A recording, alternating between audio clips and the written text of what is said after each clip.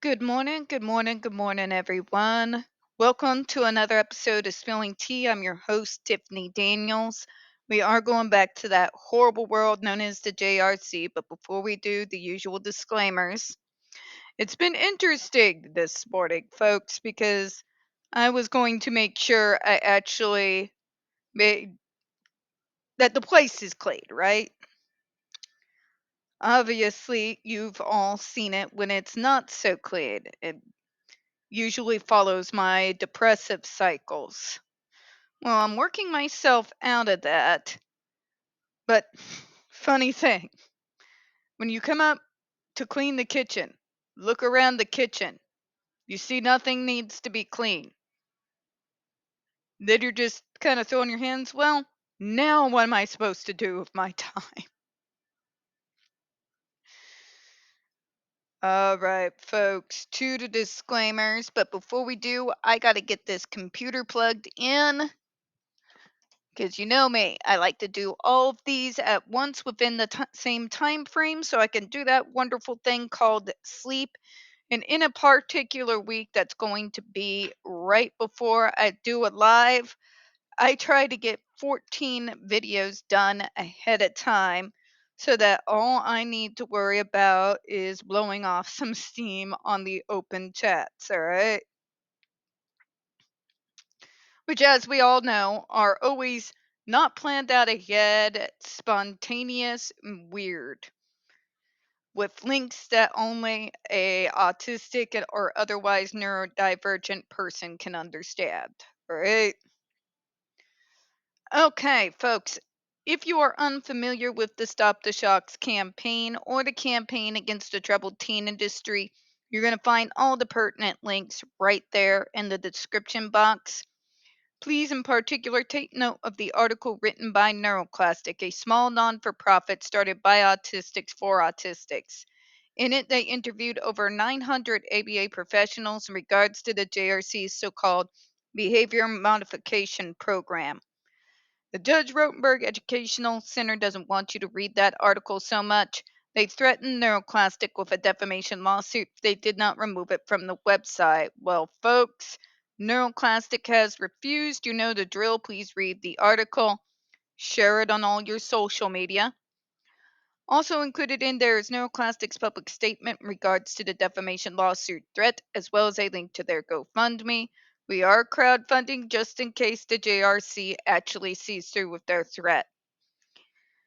Now, before I go into the trigger warnings, there will eventually be a video about the newest crap coming out of Elaine. Do you know the Muffing Man Bredehoff's most recent interview on Vice? All right.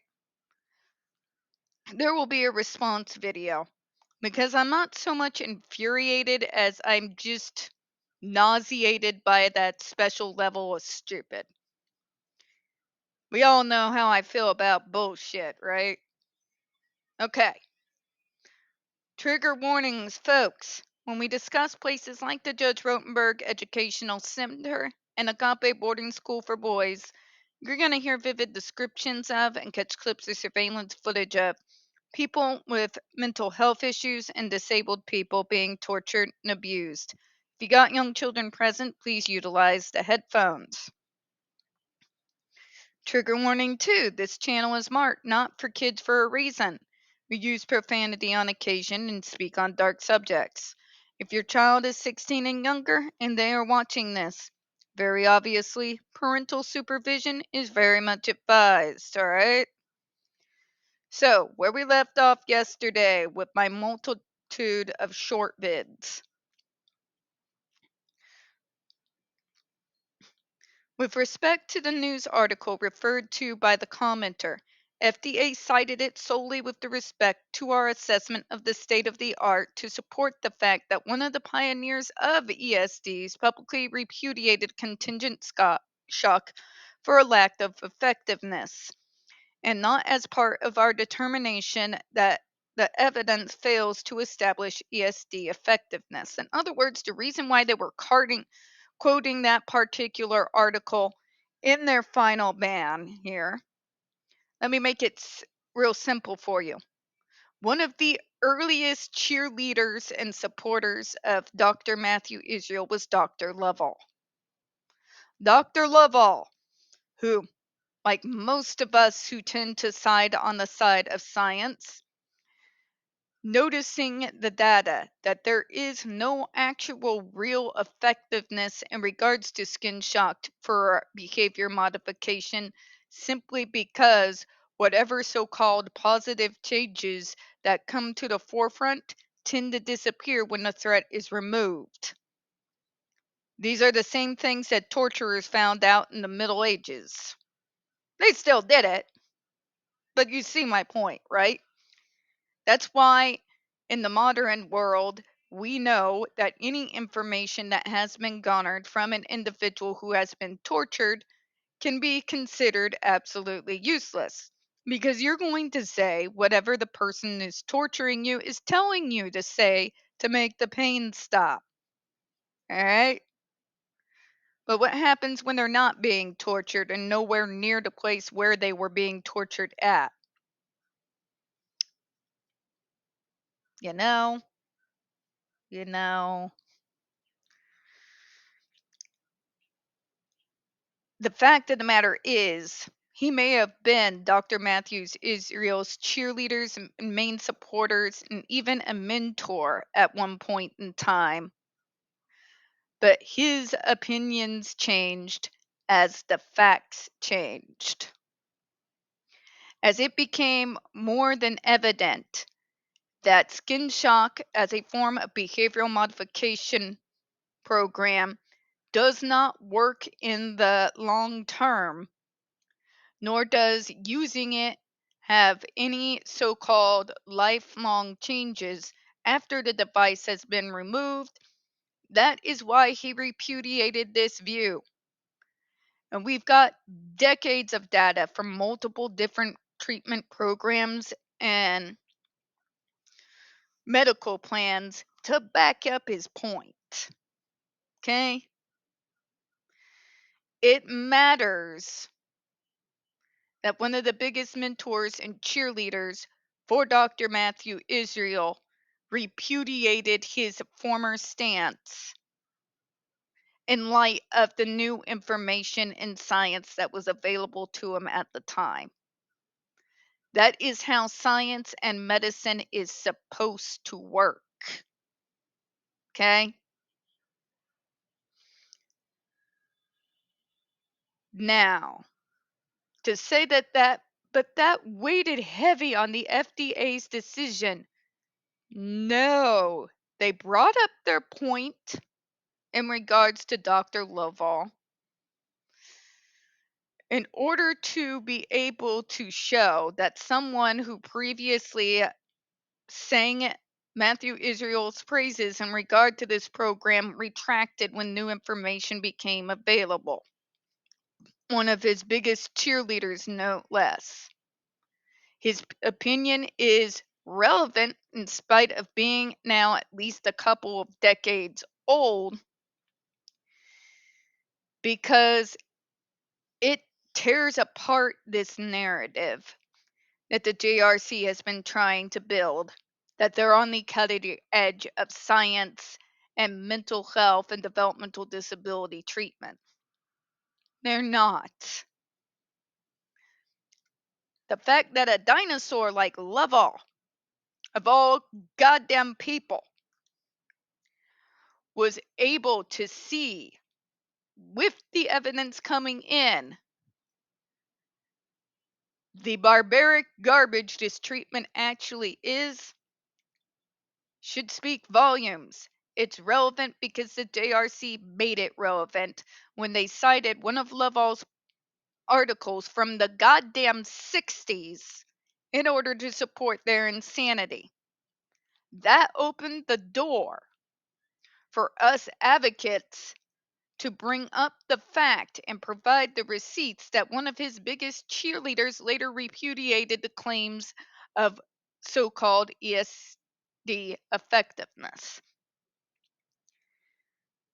In other words, JRC, you made this relevant. something that might have just been passed on by with the multiple medical record, expert opinions, and data coming in, had you not made it a sticking point. Okay? Ritz read on. We believe it is appropriate to cite this type of source for this limited point.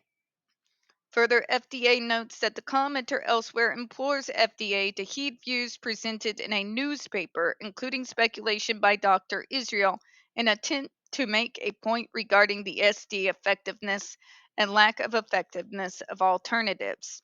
The problem is the JRC has yet to be able to successfully make that case. Because the data and the science do not back this claim. In fact, the data and the science back the claim that all these treatment plans and programs that have developed over the last 3 decades that do not rely on aversive therapy or punishment for things that neurotypicals think are weird tend to have a far higher success rate than trying to essentially shock, beat, or starve the disability out of us or the mental health issues out of us. Okay? Data, numbers, the science is on our side. You know what I'm saying? Now, let's talk about where they're trying, but you're citing this paper and then we cited newspaper for evidence and you just threw it away. Here's the difference. You cited an opinion piece inside a rag magazine. The paper that they are referring to with Dr. Lovell was published in a psychology magazine. You know, that peer review, like in magazines like Psychology Today. There is a huge difference. You are going to give more weight to a scientific magazine known for its peer review criteria being particularly stringent over that of an opinion piece by an irate Kool-Aid drinking parent published in a rag magazine. This is logic. I realize that it's disappearing and has become damn near endangered, but please try with me here. In that case, the commenter relies on the newspaper article to make consolatory claims about negative effects of removing ESDs. I'm going to explain this to you like you're 5. Especially, this is coming from someone who was medicated starting pretty early in my life. Any form of treatment that you go through, when you leave that form of treatment, is going to have some, for lack of a better way of putting this, side effects. When I began my treatment program, I began with services through ARC, through Burrell, depending on the time period, and had what we called a CI. A CI is shorthand for community integration or community integrator, an individual whose job it is to help the person be able to have a successful transition from high school age into the adult chapter of their lives. They walk you through learning how to do your own budget, cook and clean for yourself, valuable life skills. Okay? Now, when I turned about 23, 24 years old, my services were yanked from me. because I was performing at a level where they believed that I no longer needed that type of intervention. There were side effects. I did slip back into a few very bad behaviors and allowed myself to be influenced by the last human beings on planet Earth that I should have been influenced by. All right.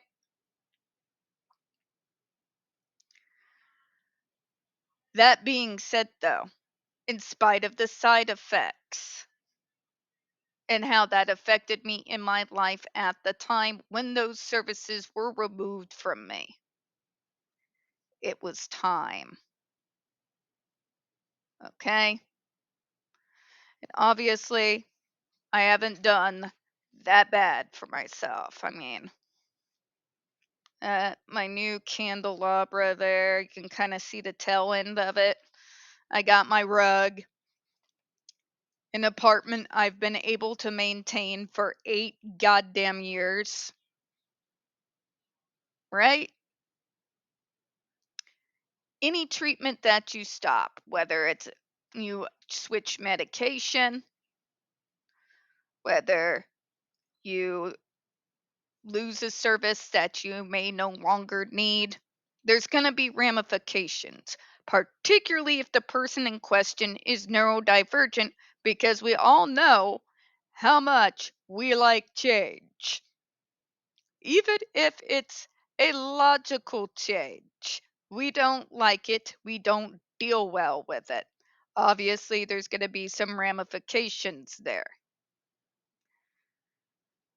You won't actually see the effectiveness of the program and how we navigate the world around us to 2, 3, 4, sometimes even 5 years down the road.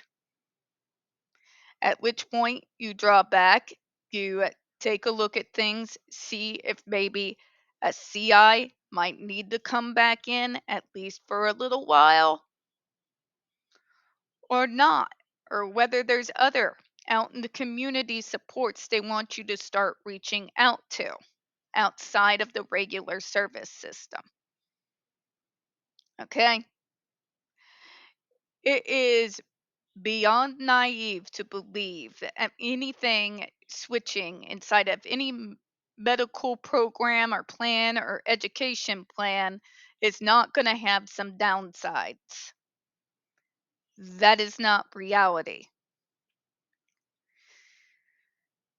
What we are saying, though, is the so called effectiveness of those treatment programs then start producing results. Sometimes it's further down the roads than others. It depends on the individual and the plan at the time. Okay? Now let's talk about but if you remove the devices, you don't understand these behaviors will come back. No shit, Sherlock. I wonder why. Actually, I don't. I know exactly why. Because these bastards have never, at any point in the student's life, ever had a full functional behavioral assessment done. They put all the students on damn near identical plans, regardless of what the disability diagnosis or mental health diagnosis is. And I'm sorry, folks, that's not how medicine works. It's not how any of this works. For real. You can't say that there's no alternatives. You can't sit there and say, but what happens if we take it off and the behaviors come back? You go do what your dumbass should have done 11 fucking years ago and go get that kid a full functional behavioral assessment and then start building your program from there. It's not hard. You feel like a person might be neurodivergent? Go get that diagnosis. Go get that full functional behavioral assessment done so that you can come up with a cohesive plan that makes fucking sense for the particular student you are working with.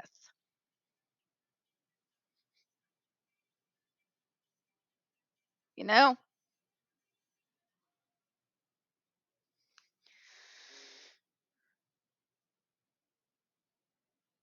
That is what gets success in this field, folks. Okay? It is not doing this cookie cutter bullshit and then trying to tell us that you cater it to the students when the only thing that is actually catered to the students is how you're going to torture that particular individual for that day. That is not what anybody means by individualized treatment plans. All right?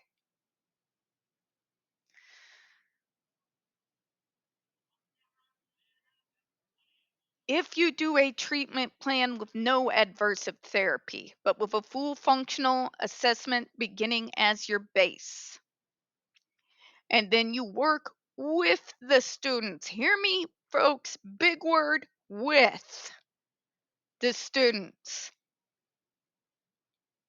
to learn what is contributing to them having those behaviors and provide reasonable accommodations, coping skills, whatever needs to be put in that area. Essentially, using the behavioral, basically using the full functional assessment as a means to determine what is the thing that is bringing these particular, more disturbing behaviors to the forefront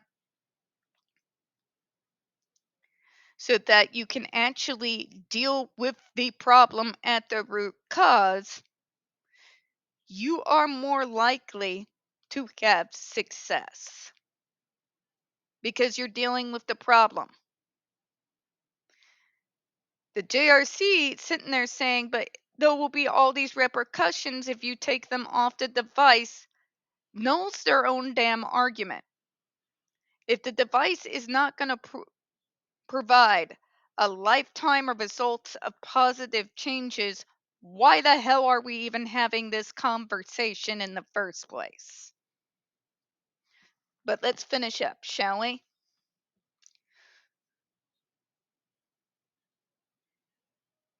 In that case, the commenter relies on even putting aside the relative weakness of this source. Thank you. The newspaper article makes clear that the individual's treatment plan consisted of many elements in addition to ESDs, and that the individual subject to shocks increasingly could not accept the price of this improvement. The improvement of being an average of fewer than 200 shocks per month in connection with decreased self-mutilation.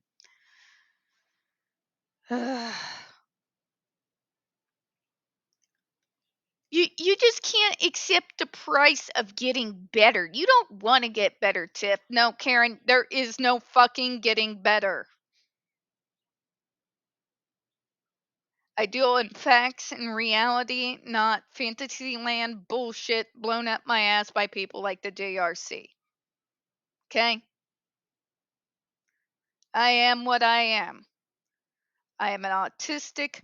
I'm a loudmouth. I'm extremely opinionated. I am extremely loud when it comes to supporting my own, regardless of fame or complete lack of fame.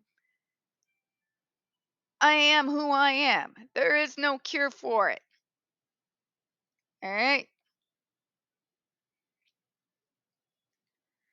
This idea of, but you have to sacrifice to get better. Put out of your head this get better bullshit. All right? It's not helping anybody. You're just making a whole nother generation of kids feel bad and hate themselves because they are not able to hit your goalpost for what improvement looks like. All right? Logically, nobody would accept the price of getting shocked repeatedly just below the lethal limit as a price for so-called improvement.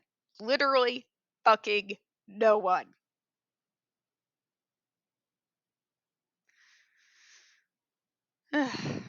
We do not agree with the commenter's criticisms and elsewhere explain how we weighed various types of information differently. Exactly. So this is pretty straightforward, folks. It speaks to the lack of effectiveness in regards to ESDs, the comments from Lovell, as the data became more and more increasingly against what he believed in originally. We're seeing how this commenter wants you to give the same weight to an article written by a Kool-Aid drinking parent in a news rag, the same amount of weight of the paper that was published by Lovell in a psychology magazine. To sit there and try to pound your chest and tell us that it's the same thing. Jesus Christ, what drugs are you on? All right.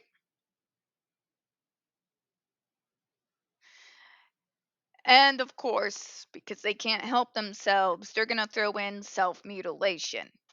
And I will make that argument that I have always made and will continue to make.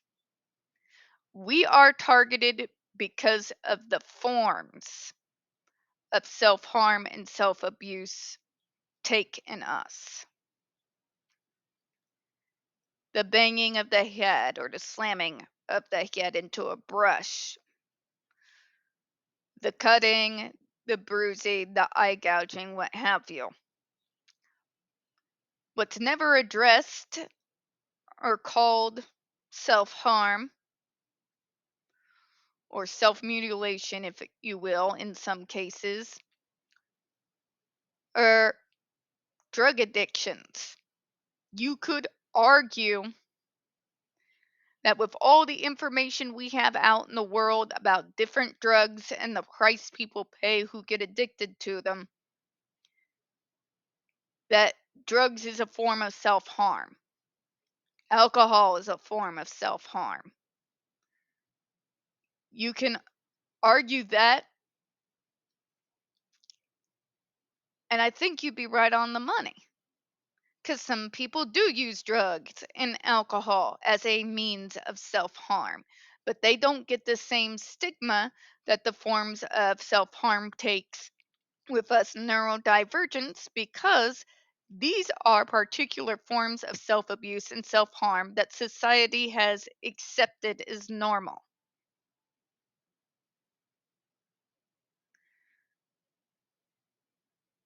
It's about perception. We're going to close on that, folks. We don't get very many views on this channel. The few that we do get do tend to get removed from time to time. So please don't forget to hit the like button, hit subscribe. Don't forget to hit the comments. I do appreciate your time this morning, well, this afternoon now. As always, folks, we here at Spilling Tea hope you have a good one. I'll see you in a few minutes.